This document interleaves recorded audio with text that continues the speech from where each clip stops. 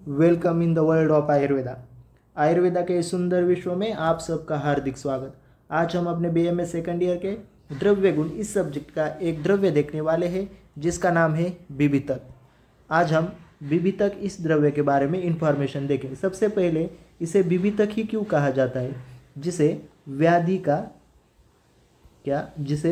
का भय नहीं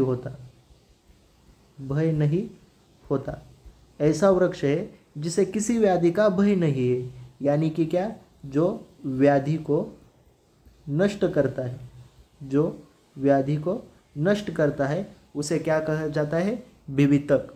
जिसे किसी भी व्याधि का भय नहीं है उससे विभितक कहा जाता है। विभितक को हिंदी में बेहड़ा, मराठी में भी इसे बेहड़ा ही कहा जाता है। संस्कृत में विभितक हमने देखा। विभितक क्यों कहा जाता है, जिसे क्या नहीं है, भय नहीं है। किसी भी व्याधि का क्या नहीं है, भय नहीं है। इसका लैटिन नाम क्या है, टर्मिनालिया बेल्लैरिका। इसका इंग्लिश नाम है बेल्लैरिक मायरोबैलेंस और इसकी फैमिली है कॉम्ब्रेटेसी। याद कैसे रखने का, याद रखने के लिए विभितक को क्या याद रखने का, बीबी याद रखने का। बीबी यानी वाइफ, पत्नी याद रखने। कैसे, बीबी, बेल्लैरिका मायरोबैलेंस, बीबी। इस चित्र में आप जो द्रव्य देख रहे हैं ये क्या है, विभितक के फल है। चलिए अब हम विभितक का परिचय देखते हैं। आचार्य चरक और सुश्रुत इन दोनों ने विभितक का समावेश त्रिफला में किया है। त्रिफला हमें पता है, त्रिफला में कौन कौन है, आमलकी है, हरितकी है और कौन है, विभितकी। इन तीनों को क्या कहा जाता है, त्रिफला। इसके अलावा इसका समावेश तेल योनि और फल वर्ग में भी किया है। तेल योनि में क्यों किया है, क्योंकि इससे क्या निकलता है, तेल निकलता है। फल हमें पता है, विभितक, आमलकी, हरितकी के क्या है, फल होते हैं। हमने विभितक का परिचय देखा। अब हम देखते हैं विभितक के पर्याय नाम। इसे किन किन पर्याय नामों से जाना जाता है। अक्ष, विभितक को अक्ष भी कहा जाता है। क्यों अक्ष कहा जाता है, क्योंकि इसका विस्तार बहुत ज़्यादा होता है। अक्ष, इसका विस्तार बहुत ज़्यादा। कर्षफल, क्योंकि इसका जो फल है वो कितने वेट का होता है, 1 कर्ष वेट का होता है। कलिद्रुम एक कलियुग का वृक्ष है। क्या है, एक कलियुग का वृक्ष है, इसलिए इसे कलिद्रुम कहा जाता है। कलियुगालय सेम कलियुग का वृक्ष है। कलियुग का क्या है, वृक्ष है। भूतावास, भूतों का वृक्ष है। भूतों का वृक्ष, जिस वृक्ष पर भूतों का वास होता है यानी भूत रहते हैं उसे क्या कहा जाता है, भूतावास कहा जाता है। इसमें अक्ष और कर्षफल ये बहुत आईएमपी पर्याय नाम है। इन दोनों पर पीजी के एग्जाम में क्वेश्चन पूछा गया है। अक्ष और कर्षफल ये किसके पर्याय नाम है, ये क्या है, विभितक के पर्याय नाम है। ये बहुत आईएमपी क्वेश्चन है, एमसीक्यू। अब हम विभितक का रस पंचक देखते हैं। रस, सबसे पहले क्या, रस, इसमें एक ही रस होता है। ये क्या है, कषाय रसात्मक है। इसके गुण कौन कौन से है, रुक्ष और लघु गुणात्मक है। इसका विपाक कौन सा है, मधुर विपाक है। वीर्य क्या है, उष्ण वीर्य क्या है, उष्ण वीर्य। याद रखने के लिए हमने विभितक को क्या देखा था, बीबी। जब आपको विभितक दिया जाएगा तब आपको क्या उसे याद रखना है, बीबी से मायरोबैलेंस,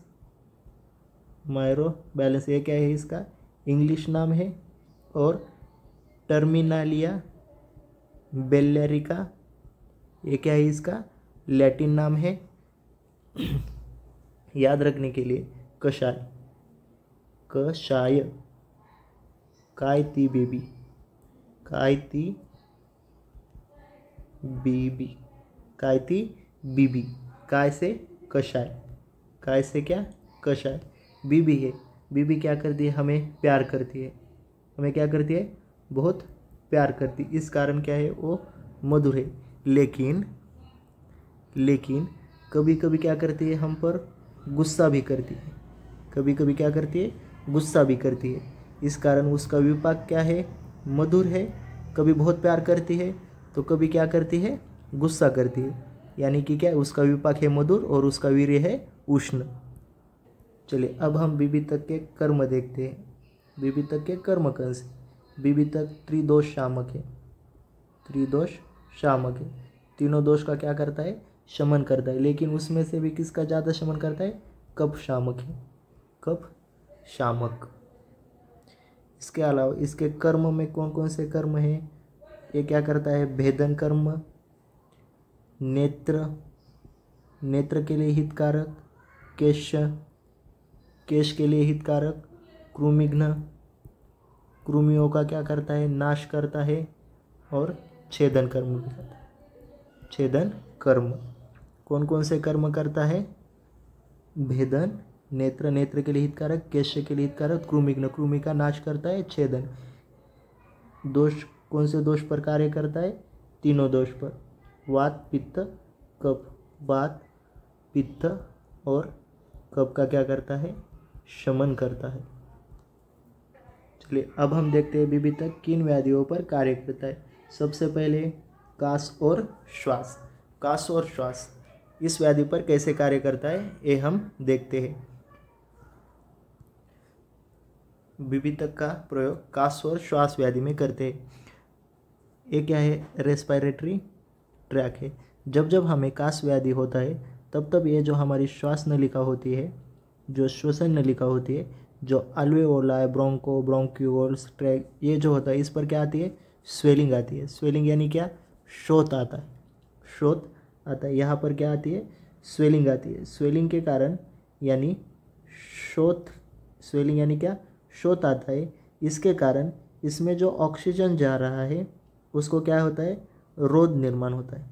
रोध क्या करती है, उसका रोध करती है, यानी ऑब्स्ट्रक्शन निर्माण होता है, ऑब्स्ट्रक्शन निर्माण होता है, ऑब्स्ट्रक्शन निर्माण होता है। इस कारण हमारा कास और श्वास व्याधि क्या होता है, बढ़ता है। लेकिन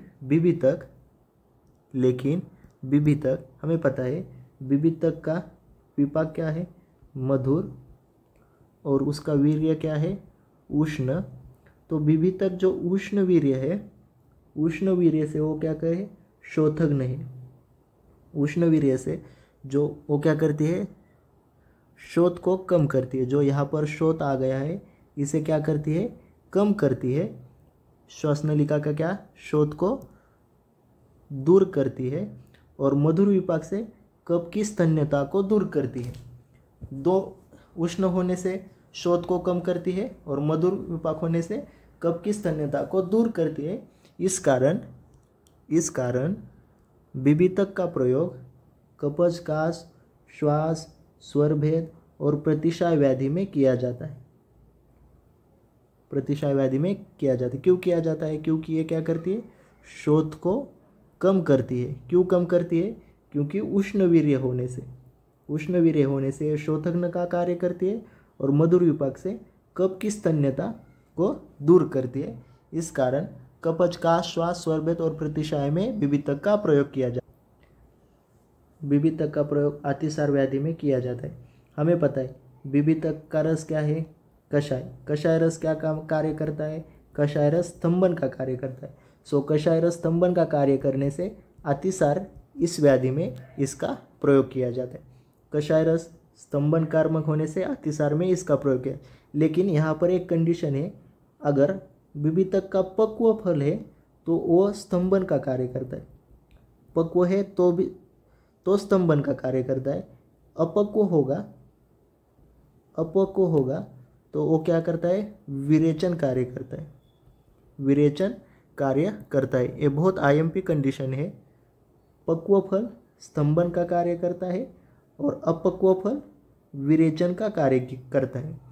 आपको पीजी के एग्ज़ाम में पूछा जाएगा कि XYZ इस व्यक्ति को अतिसार है, उसमें आपको किसका प्रयोग करेंगे? आपको पर्याय दिए जाएंगे पक्व विभितक, दूसरा ऑप्शन होगा अपक्व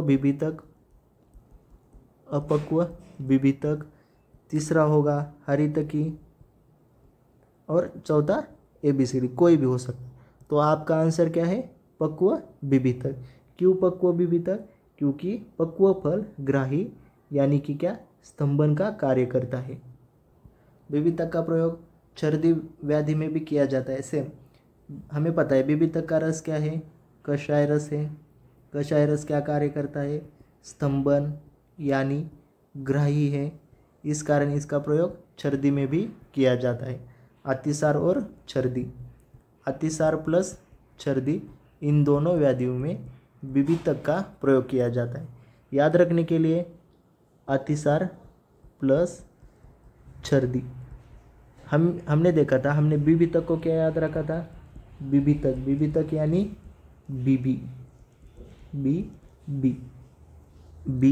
बी। यहाँ पर एक बी है और दूसरा बी है। सो अतिसार और छर्दी, आधो और ऊर्ध्व मार्ग।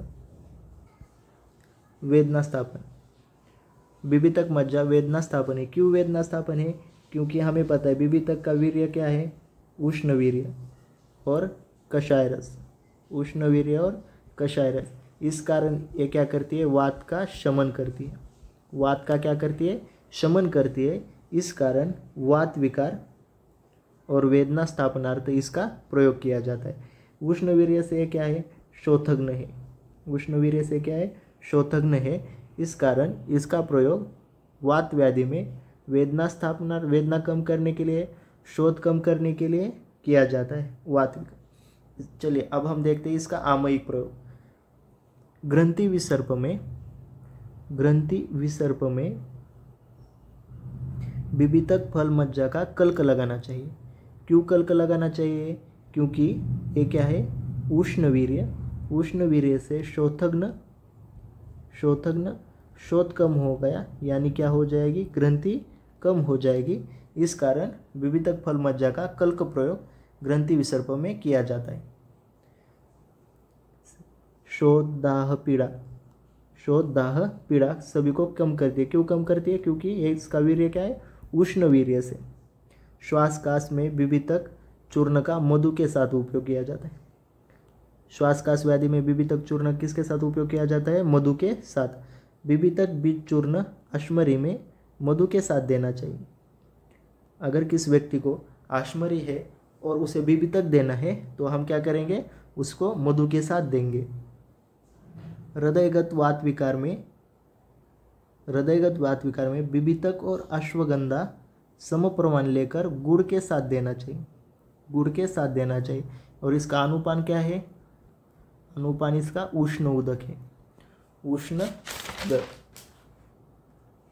चलिए इस हृदयगत वात के बारे में थोड़ा जानते हैं। हृदयगत वात कहाँ पर है? हृदय में है। वात हृदय में है। इस कारण क्या होता है? टैकीकार्डिया। इस कारण क्या होता है? टैकीकार्डिया। आपका जो हार्ट रेट है वो बढ़ जाता है। टैकीकार्डिया, इस कारण हाई बीपी हो जाता है। चेस्ट पेन होता है। इस सभी लक्षणों में विभितक का प्रयोग किया जाता है। इसके साथ अश्वगंधा का प्रयोग किया जाता है। क्यों इन दोनों ड्रग का प्रयोग किया जाता है? क्योंकि विभितक उष्ण वीर्य से वात का क्या करता है? शमन करता है और अश्वगंधा बल्य होने से हृदय को क्या करता है? बल प्रदान करता है। इस कारण इस कंडीशन में विभितक और अश्वगंधा का प्रयोग किया जाता है। इसका अनुपान क्या है? उष्ण उदक। अब देखते हैं इसका प्रयोजन प्रयोजन यानी कि यूजफुल पार्ट कौन सा है। फल और फल मज्जा, फल और फल मज्जा क्या है, इसका यूजफुल पार्ट है। इसकी मात्रा क्या है, 1 से 3 ग्राम तक लेनी चाहिए, ये चूर्ण की मात्रा है। इसके कल्प विभितक तेल है। इसके अलावा लौंगादी वटी है। इसके साथ कासवटी, लौंगादी वटी, कासवटी, चंद्रप्रभा वटी, आरोग्यवर्धिनी वटी। इसके कल्प याद रखने के लिए सिंपल सी ट्रिक लगानी है। हमें पता है हमारा विभितक यानी कि क्या है, बीबी है, बी। हमारी बीबी क्या है, चंद्र की तरह सुंदर है। क्या है, चंद्र की तरह सुंदर है, चंद्र प्रभावटी। हमें पता है विभितक को विभितक क्यों कहा जाता है, क्योंकि उसे क्या है, व्याधि का भय नहीं है। यानी कि क्या, वो व्याधि का क्या करता है, शमन करता है। इस कारण आरोग्य प्रदान करता है। सो आरोग्यवर्धिनी वटी। कासवटी, कास हमें पता है विभितक क्या, श्वास और कास व्याधि में इसका क्या किया जाता है, प्रयोग किया जाता है, कासवटी, लौंगादिवटी और विभितक तेल। चलिए अब लास्ट में गण देखते हैं कि चरक और सुश्रुत में किस गण में इसका समावेश किया है। चरक में इसका समावेश ज्वरहर और शिरोविरेचन गण में किया है, और सुश्रुत ने इसका समावेश त्रिफला और मुस्तादी गण में किया है। इस प्रकार हमने विभितक के बारे में जानकारी देखी। अगर आपको ये लेक्चर अच्छा लगा हो तो इस वीडियो को लाइक कीजिए, शेयर कीजिए और हमारे चैनल को सब्सक्राइब कीजिए। Thank you so much.